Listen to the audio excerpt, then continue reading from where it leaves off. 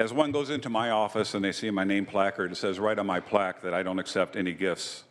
And what an example this institution would send to the public if we didn't accept any gifts. I think we're allowed $420 a year, but I was taught very early on in politics that every cocktail has a price.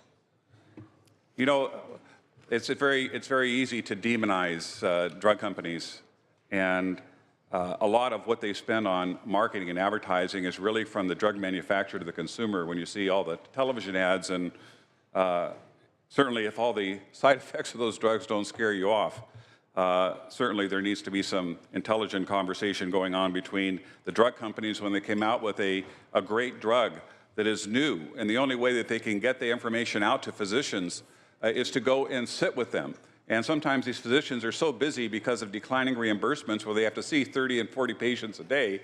The only time you can get a chance to talk with them intelligently is over dinner or over lunch. We have seen some tremendous breakthroughs in pharmaceutical drug manufacturing in the past decade. Look at Sovaldi. We now have a cure for hepatitis C. We had major breakthroughs in pharmacological agents to treat AIDS today.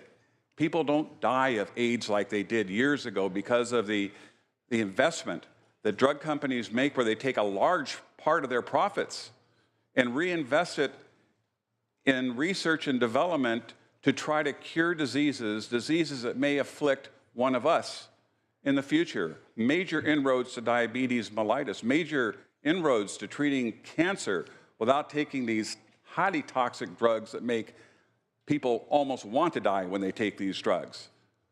I've got a wonderful friend, my best friend, who's 58 years old, who is suffering now from stage 4 lymphoma. And because of drug trials that are going on at Stanford University, he's been given a 70% chance of survival. He would not be able to say that today if it wasn't for the investment of these drug companies in finding yet more cures for the ailments that we may face, or certainly our children may face. There are existing laws that already govern what a physician can and cannot take.